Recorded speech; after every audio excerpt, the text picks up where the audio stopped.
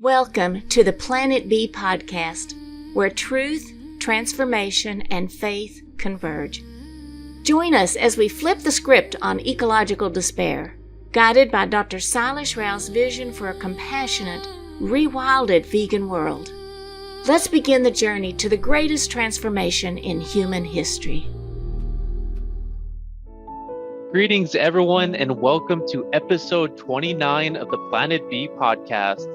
And today is definitely one of the most fascinating chapters of the book, The Money Game Transformation. Dr. Rao, thank you so much for joining us. And wow, this is going to be quite a topic. Right. So usually the most interesting topic for people too, because it's very hard for us to think of a different money game than what we've been playing because of the two loops theory of change. I think it's absolutely inevitable that this needs to change. The money game needs to change.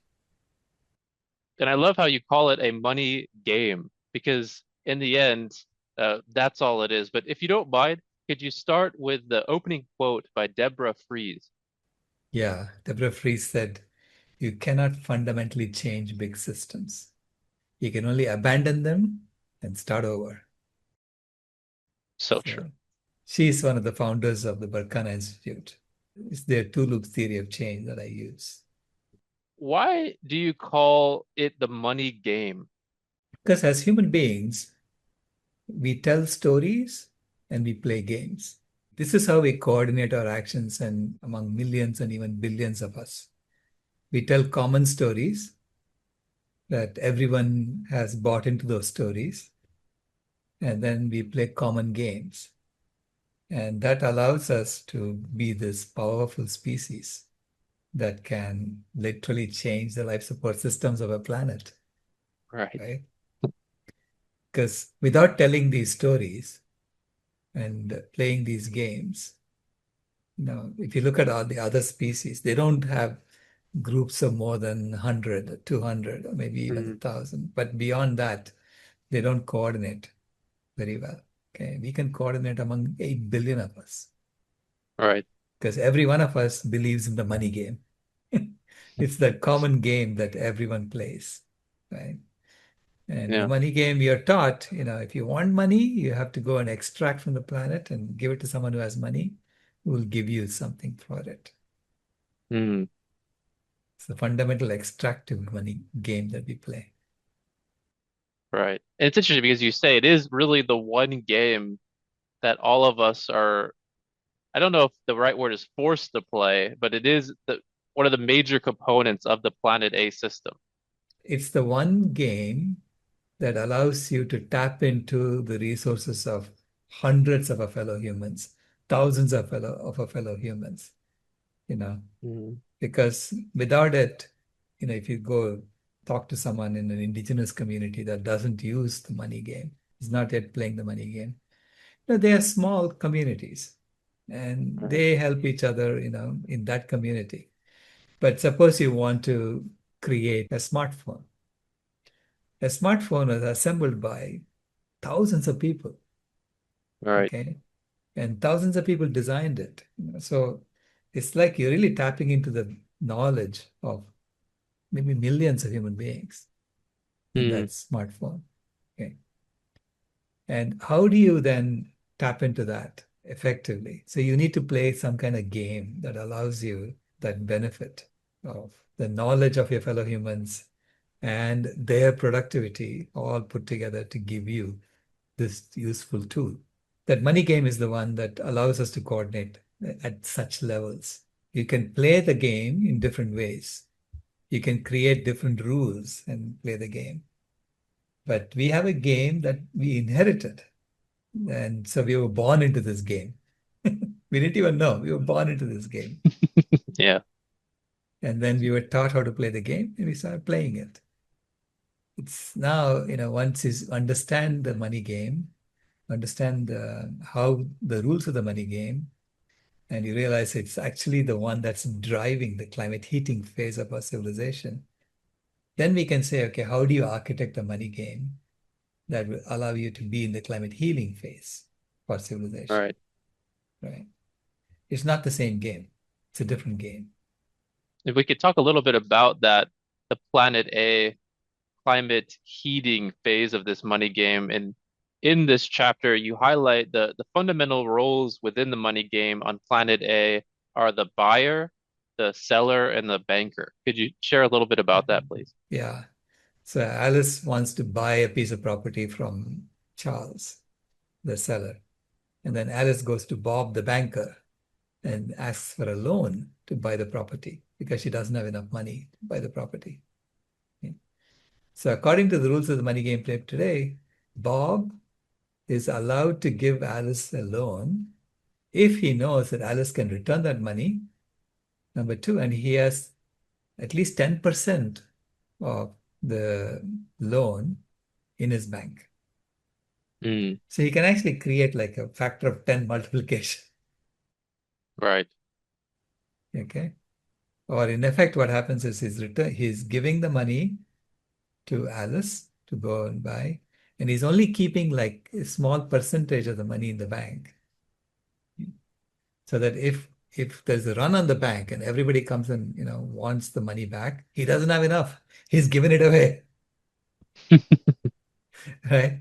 So, but then the government supports him, saying if there's a run in the bank and you are FDIC insured, we will insure every depositor to the tune of $100,000 or something like that. Mm, So people don't make a run on the money because they know that the government is guaranteeing them $100,000. Okay. right. So those are mechanisms that we put in place to make this thing stable. So now Alice has the money, so she goes and gives it to Charles, and she gets ownership of the property, but in reality, she doesn't own it. Mm, The banker owns it. Okay. The banker owns it because he is asked that property to be collateral for him to give the loan. So right. if Alice cannot return the loan, he gets the property. Now, what did the banker do? He was just an intermediary. Yeah, just the middleman. He's the middleman. But he owns that property now, literally, right? It's true, yeah. So this is why I say the bank literally owns the planet at any given point in time. So if you think of all these bankers, well, literally it's just one bank, right? A few large banks. And if you follow their shareholders, you'll discover that it's really one bank. Right. Large corporations have the same financial holding companies as major shareholders. It's literally just one bank. So it's a system that's created this mechanism of fractional reserve currency system has created such that a few people literally own the planet. Because at any given point in time, there are more loans than there is money in the system. So which means that a lot of people are in debt, which means they have put some of their assets as collateral for the debt. Right. Yeah. So if they cannot return the debt, that asset goes to whoever gave them the loan. It Back to the typically is a middleman. bank, back to the middleman. So that's the game. And so now let's say Alice cannot return the money. Okay. She has hard time. She got hit by a car, and everybody is feeling sorry for her. She cannot return the loan. The government goes and says, Alice, I don't care. You have to give your property to the banker. So the government is always on the side of the banker, not on the side of Alice, Right. not on the side of the borrower. That side always wins in a dispute as opposed to the borrower. Because we have set up government as a system to enforce these contracts. Mm, That's the purpose of government. So everything is sort of rigged against the borrower and is always in favor of the banker. Could you share a little bit more about how this the money game is the root of all of the problems within the Planet A system? Well, because the money game is built around debt and loans, there's a fundamental impetus to grow the Mm, economy. Okay? Because if you don't grow the economy, then there's competition for finite resources, the finite amount of money that's going around. And a lot of people are going to be default on their loans and and economic activity doesn't flow anymore because people are going bankrupt. Banker doesn't know what to do with all this stuff. If say no one is able to return the loans and they all say, okay, you own it. He doesn't know what to do with it, right? He Right. can't he can't extract value out of it. He needs millions of people going out there and extracting value and returning the money to him. So Mm. so he then basically created this money out of thin air and he got it back, So bizarre. right? So I'm Yeah. sure, if you trace the owners of these banks, there are, multi-trillionaires sitting there who don't tell you that they're multi-trillionaires because they got all of that went back to them. Right. And by always having this feeling of needing to pay something back because essentially we don't own it, whether it's a car or a house or even, sometimes our children's school, then it puts a lot of fear in our daily lives and also creates a lot of exhaustion because people work harder, think more about work, don't pursue the things that they truly love or want to do. Right. That's known as debt slavery. Hmm. So when you have debt and you feel obliged that you have to pay it back, you are literally enslaved by that debt. Right. You could say, I'm not paying. Then they'll come after you, right? Right. Yeah. They, they'll come after you and eventually they'll force you to pay. They'll take away your assets, your collateral that you gave for that. Mm. And also So the creating competition between our brothers and sisters of humanity. absolutely, yeah. Because you have to return the loan. So you have a debt, you have to return the loan. And so you're competing with others who are also trying to extract now to return their loans, Right. right? And so you're competing with each other to return the loans. So it fundamentally is a competitive money game. And so for a climate healing phase of our civilization, we have to create a money game that's all about collaboration, not about Mm. competition. The architecture has to be the exact opposite of the currency architecture that we have in the Planet A money game. Right. You state in chapter 29 that we must change our money game to a new game based on love, generosity, and natural abundance. The Correct. architecture and rules of this new game would incorporate characteristics that are the exact opposite of those used in the current money game. So, Dr. Rao, could you give us a little sneak peek into the money game of Planet B? Think of the money game today, understand the architecture of the money game today, and do the exact opposite. I'm sorry, I'm serious. That's how I Yeah, I did believe it. you. Yeah. I That's just think of the world turned upside down when you say it's just right. the opposite. Right. So in the current money game, all new currency is created in the form of loans. Hmm. Okay, so everything that is a debt that you have to return. In the money game encoding generosity, all new currency has to come in the form of allowances. Allowances don't have to be returned. Right. Okay. In the current money game, the debt has to be returned to a banker or someone who loans, someone who has the authority to create currency, which is usually a bank, nothing else, right? They can create currency. Right. And in the new money game, the allowances are through the generosity of Mother Earth. Hmm. As long as Mother Earth is thriving, you get an allowance. Okay. The more she's thriving, the bigger the allowance you get. So it gives you an incentive to make Earth flourish. So we are creating a game in which the Earth has to flourish for us to get more of it, bigger allowances. So we'll work to make the Earth flourish. So that will become our motivating force, the objective function. So you have to code the Planet B money game to accomplish the Planet B objectives. So that's why it has to be an allowance.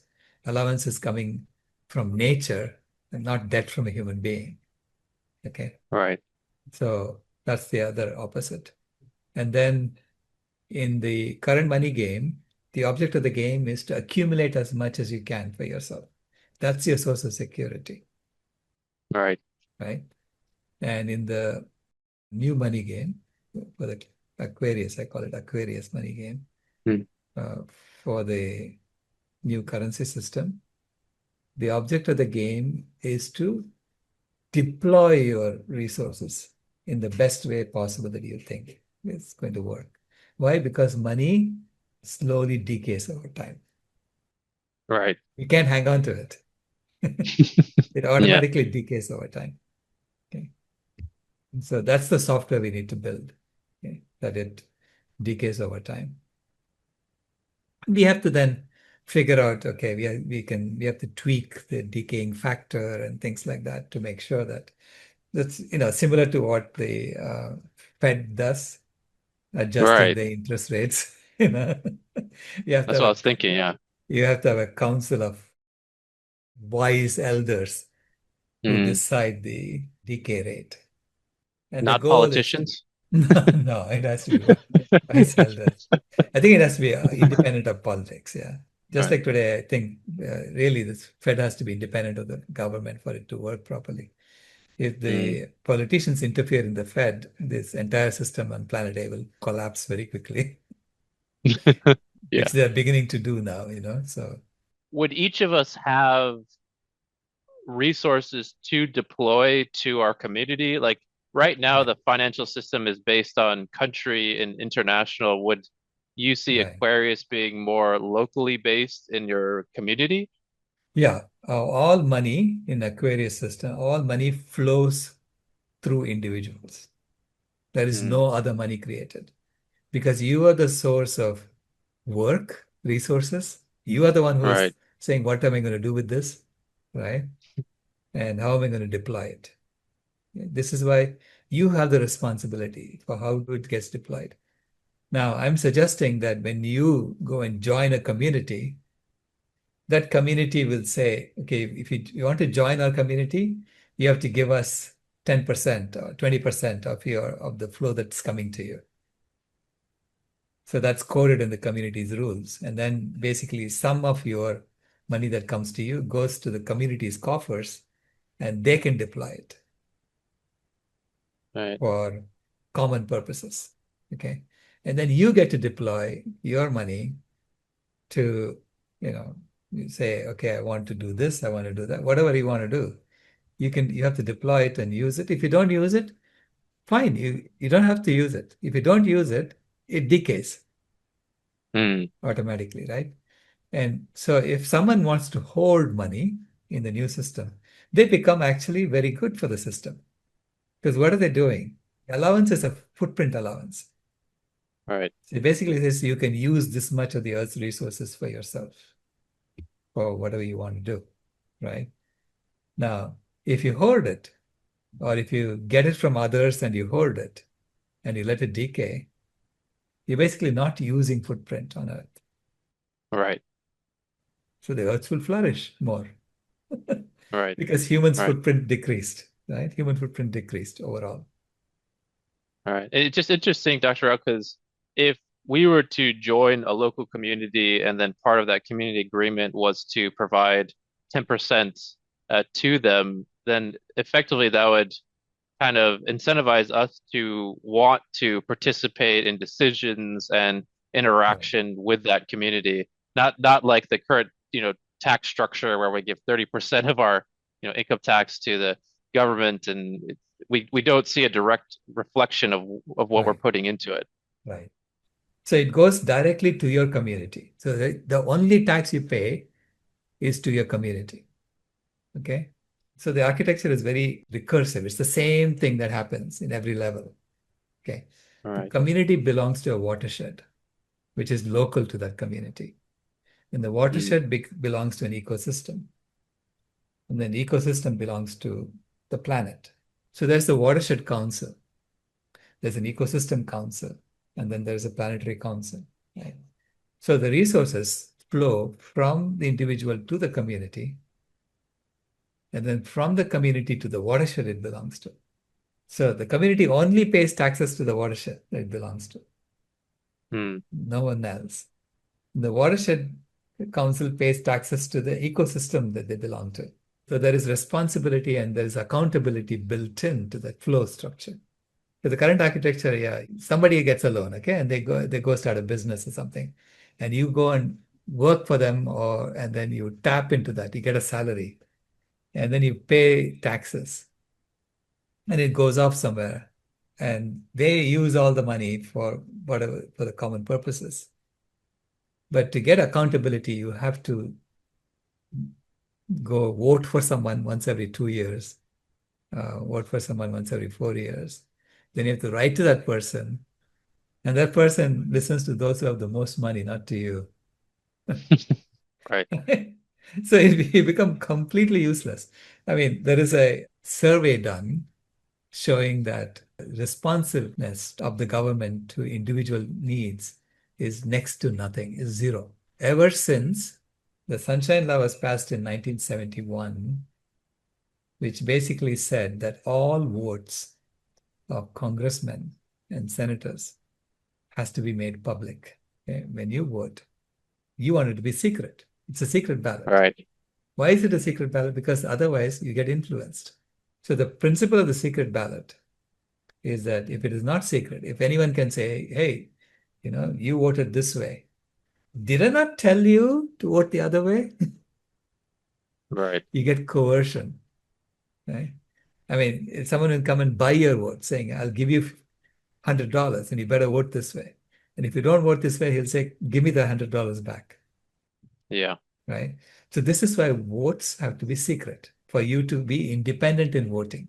And that's how you Right. should make decisions.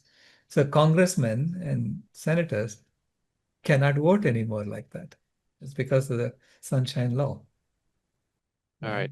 Because it's public domain. Everybody knows how you voted.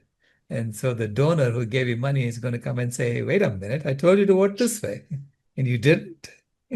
Yeah. So they lost their independence in 1971. And you clearly see in the survey since 1971, the responsiveness of Congress to people went down. And Wow. the responsiveness to big donors went up. Yeah. It's interesting too because there's a graph that shows how many animals people consume, and actually at that 1970 mark is when you really see it start to rise. So you can see that animal agriculture definitely had an impact at that time to influence politicians. Right, right. Yeah. Yeah. Anyway, that acceleration is part of the last hurrah of heating that we had to do on the planet. And to build all this new technology we needed so that we can take pictures like this from space, right? Yeah. And and now we know we have to stabilize the life support systems of this beautiful planet. And Mm. so now we have everything we need to redesign systems, and create these new structures that allow us to do what we need to do. That's the reason why the architecture is like that. It makes you responsive and accountable locally. Okay. And then it builds up hierarchically. We need some hierarchy, right? You can't have everybody making decisions for the whole planet. 8 Right. billion people voting on something and reaching a consensus is going to be impossible. So something that I think is really fascinating in chapter 29 as well is that you state that healthy food, shelter, clothing, and the basic needs of humanity will be met for free Right. on the with the new financial system, which allows us to dedicate ourselves to the task of restoring the ecosystems of the planet. Yeah. That's the contract you have with the community you join. The community is taking a certain percentage of your allowance. And in return, they're going to guarantee to you that you'll have adequate shelter, balanced meals at any given time. Because I found that when you split the production of meals to at an individual level, you are basically making it, you're atomizing human beings, and you're making it more and more expensive Mm, and then more and more wasteful. Whereas when you cook in a community, when you cook together, I mean, you can reduce the costs tremendously. You don't need that much packaging anymore for food. Because I mean, I get food every day delivered to me when I'm working here, and I cringe at how much packaging I'm getting. right.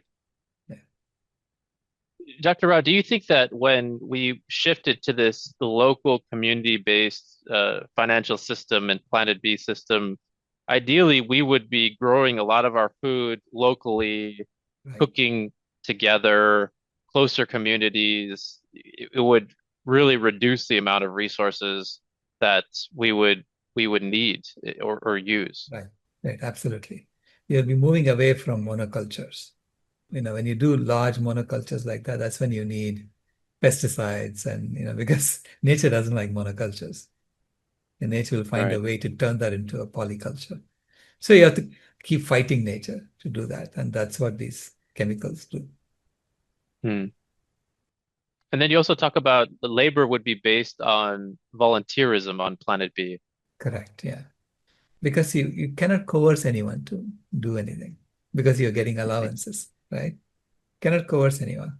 It has to be that when you're healthy, you want to deploy you want to sing your song. Hmm. Okay? You want to dance your dance. And so you will find the place where you can contribute. All Yeah. right. And if you don't find a place, if you're lethargic and you don't, then you're not healthy. So I'm suggesting that there will be people who will say, hey, is something wrong? Is there something I can do to help you? When you're not volunteering, you're not doing much, right? All right. So, and bringing everybody back to health. For some people, it'll be that's the service you do. Right? Yeah. And I think something really interesting too is that, so I'll just pose this as a question. So things like crime, theft, violence, these things, do you think that they will exist in the Planet B system? Do you think they'll be significantly reduced? I expect it to be significantly reduced, but nothing will go to zero, right? So you Right. have to figure out how to deal with those. And there are lots of social scientists who are working on that aspect of it. I remember there's a Native American tribe who would say that if someone did something wrong, everyone will come and tell him how, point out all his good qualities, Yeah, that's beautiful. Yeah, remind that's him wonderful. that there is something, something more divine about him than what he did. All So right. that's how they deal with deviant behavior. Yeah, so it's essentially it would be, true therapy. Like if someone did something kind of counter to providing cooperation and love, then Mhm. we would want to go and just help them, not to put them in isolation or something like that. We'd want to Correct. help them to come back to the community as fast as Yeah. possible. Yeah. I mean, I'm sure there are pathologies that we have to deal with. I don't All know. right. So I'm just Yeah. saying we need to organize around love. Beyond that, we have to figure out all the details. Something you mentioned as well is Planet B would be a gift economy. Mhm. Right. It's not a transaction economy, what I'm saying. It's not that, Uh, yeah, how much can I get out of you for this? Which is what we have today, right? Whatever the market can bear. So we have created a system of transaction, and it's quite ruthless. It ruthlessly exploits, it ruthlessly minimizes costs through exploitation. So you cannot do that when it's volunteerism. You cannot exploit anyone. So then it's a matter of, I mean, the currency is used to monitor how much of the Earth's resources have we used. So the allowances are dependent upon how well the Earth is doing. You say, let's say, 50% of the Earth's capacity is what we can use on an annual basis, because the other 50% has to be left for wild animals to right. use. And so if that's 50% is what you can use, any product that you get is valued in how much of the Earth's resources you used for making that product. And then when you take ownership of that product, that footprint gets retired completely. So basically, I'm saying this currency mechanism should be used as a way to monitor our overall footprint of our consumption and make sure that it stays within bounds. Right. Okay. This is why it's important to have a forgetting factor. Because if you hoard and then everybody goes and does it at one time, the earth cannot support it. Right? This is Right. why even now I say that if everybody takes all the money that they have stored in the bank and then no one returns the loans, if you forgive all the loans and everybody goes and deploys it and splurges, the earth will literally die out because there's so much we have stored and there is no control over that. This is why, we have to create this mechanism where it is much more benign. Another thing you mentioned is cooperative work, which we talked about a little bit with community concept, but you mentioned cooperative work would be done through crowdsourcing. Right. Yeah. So let's say you have a great idea. You need some resources to make that happen. So you would then say, advertise for that and say, look, this is what I want to do, but I need this much resources. And if Mhm. it's a good idea, people want to fund you, they'll fund you. Because everybody is getting an allowance and a constant tick. So you have Right. this sense of abundance because every 15 minutes, every 20 minutes, every 50 minutes, whatever, you get another coin in your account. So just to understand this better, like if everyone was receiving funds, throughout the day, then in this crowdsourcing concept, some people may provide cooperation in the form of some of their coins, their Aquarius. Some of them may provide funds in the form of helping with labor Right. or ideas, blueprints. It provides such a wide array of options to help. Correct. Yeah. That's the whole concept. And I mean, the coins represent the real footprint on Earth. Mm.